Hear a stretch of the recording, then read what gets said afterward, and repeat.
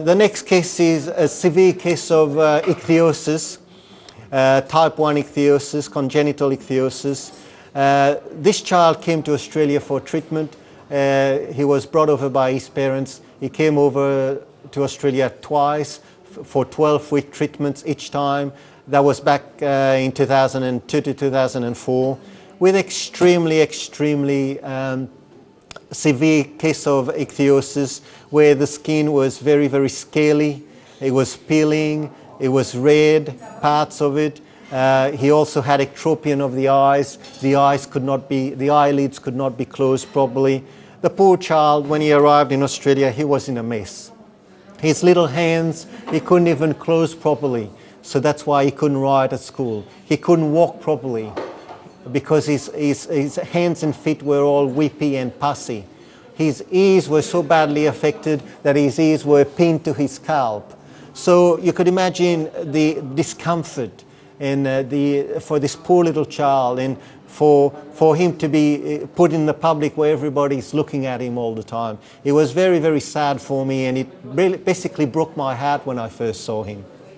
And he grabbed me by the legs and he looked at me with his big eyes, and he had tears in his eyes. So of course I felt terrible. I felt like I had to do something for this little boy.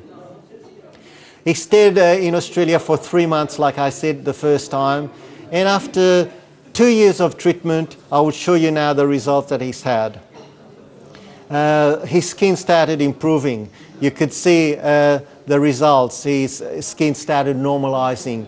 He's a white boy, but when he first came to Australia, if you look at his skin was almost black because the pigmentation in his skin had changed. The lesions were so thick and crusty and what we call hyperkeratotic. You could see the color of the lesions. The flakiness were really big. If you poured water on his body, the water accumulated in all these little wells on his body because there was wells on his body. And of course, I strive to do whatever I can to help him. I had many sleepless nights thinking about how am I going to help this little boy. And I get inspired. So after many months of treatment, you could see his body is changing, how smooth the skin is now. The colors change. You could see his feet changing color and becoming a lot smoother. You could see his hands are changing now. The whippiness in his hands had healed, so now he can grab. Now he started going back to school. He was a happy little boy. Interestingly, look at his legs. His legs had changed enormously to a smooth leg. It was unbelievable. I mean, I was almost surprised myself how good the improvements were. His scalp had changed. If you could see that, the scalp is white and also smooth. And this last photo, he's actually outside on his swing and he's got his shirt off. Now, for a little boy like this to take his shirt off, in the past, all he's done in his life was to cover himself up.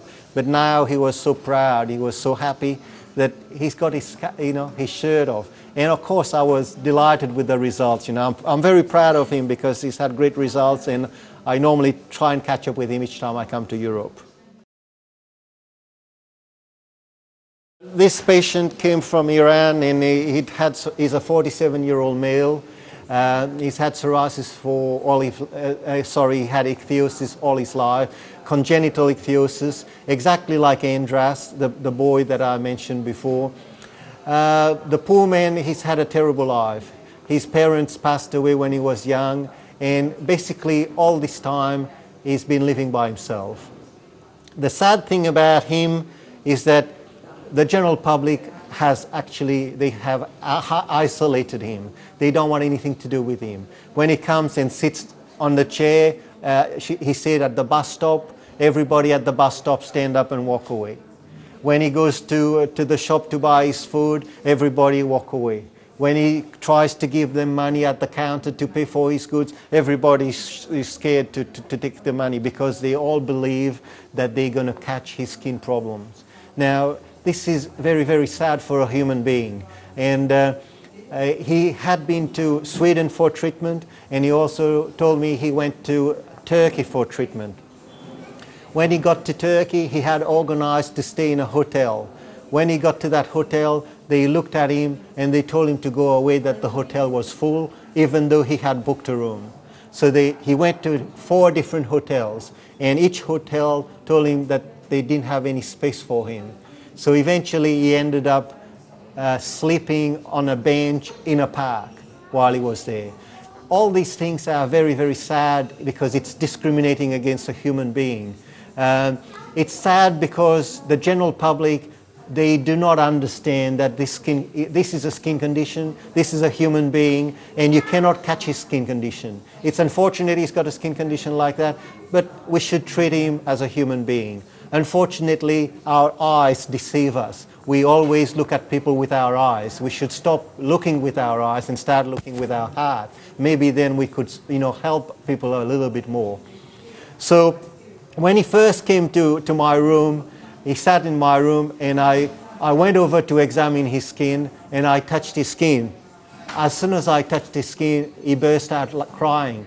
He was crying so loud that the people in the front office of the clinic could hear him. And I didn't know what to do. I was shocked. And I said, "Why do you cry?" And he said, "I cry because you're the first person who have touched me for at least 25 years. Nobody wants to even touch me. When I go to the dentist don't even want me to touch my mouth. That's why I've lost all my teeth. I want to go to an optometrist to have a look at my glasses because his eyes not closed properly. They don't want to touch him because they're scared. So he just wears sunglasses instead of proper glasses to help him. Meanwhile, the poor man is going blind." So while he was there, I made sure that we got him some glasses. We took him to the dentist to make sure that he could fix up whatever teeth he's got left. There are not many left. So it was very, very sad. This poor man has had a very sad life. Unfortunately, the only treatment that has been available to him in Iran has been neotigazine. And the side effects of neotigazine causes you to lose your teeth and causes you to go blind. And these are all complications that the poor man is having on top of all the prejudice that he's having at the same time. And he stayed in Australia for 3 months, and you can see the pictures of his skin condition when he first arrived, and look at the results now.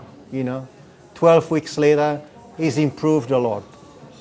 We cannot cure this condition. All I'm looking at is how can I make him a little bit more comfortable, improve his life a little bit, and try and make a little difference in his life so that he can live like a normal human being. After all, he is a human being just like you and me, except he has a skin problem. Some people have cancer, some people have blood pressure problems, some people have heart problems, but we don't discriminate against them. Just because he's got a skin problem and his skin problem is visible, we discriminate against him. It's very sad and very unfortunate.